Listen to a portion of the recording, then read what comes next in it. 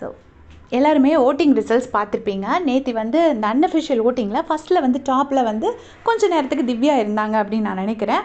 அதுக்கப்புறம் செகண்ட் ப்ளேஸில் வினோதனா இருந்தாங்க. அப்புறமா அந்த ப்ளேஸ் சேஞ்ச் ஆகி வினோத் ஃபஸ்ட் ப்ளேஸ்க்கும் திவ்யா செகண்ட் ப்ளேஸ்க்கும் வந்துட்டாங்க.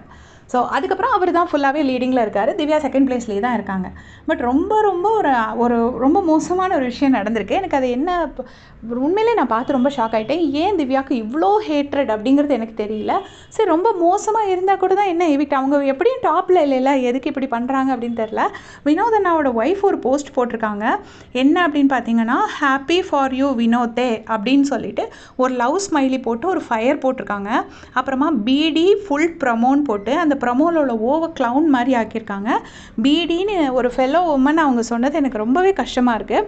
நெக்ஸ்ட்டு பாரு லோடிங்னு போட்டு பாருக்கு ஒரு ஃபயரும் ஹார்ட்டும் போட்டிருக்காங்க. இது வந்து ரொம்ப ஒரு தப்பான விஷயமா இருக்குது. மேபி அவரே இது கேட்டு அவர் விரும்புவாரா என்ன அப்படிங்கிறது எனக்கு தெரியாது. பட் அவங்க வந்து ஏன்னா ஒரு ஃபெல்லோ கண்டஸ்டன்ட் இப்போ சப்போஸ் டேரெக்டாக எதனா அட்டாக் பண்ணி எதனா பிரச்சனை ஆகிருந்துச்சுன்னா பரவாயில்ல. ஜஸ்ட் நார்மல் கண்டஸ்டன்ஸ்குள்ளே உள்ள ஒரு ஃபைட் மாதிரி தான் எல்லாருமே போட்டுட்ருக்காங்க. இது வரைக்கும் வேறு எதுவும் பெரிய லெவலில் பிரச்சனை ஆனது கிடையாது.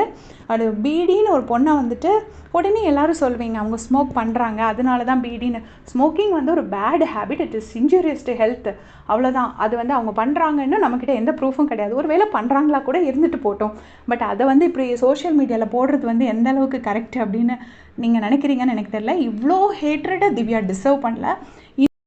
கோவப்படுறதும் கத்துறதும் அவ்வளோ பெரிய குத்தமாக, சரி அவ்வளோ பெரிய குத்தமாக இருந்தால் கூட என்ன, அதை அவங்க அதோட ரிசல்ட்ஸாக அவங்க ஃபேஸ் பண்ணிட்டு போகிறாங்க. ஆப்வியஸ்லி அப்புறம் ரொம்ப கத்துனாங்கன்னா அவங்களால வின் பண்ண முடியாது.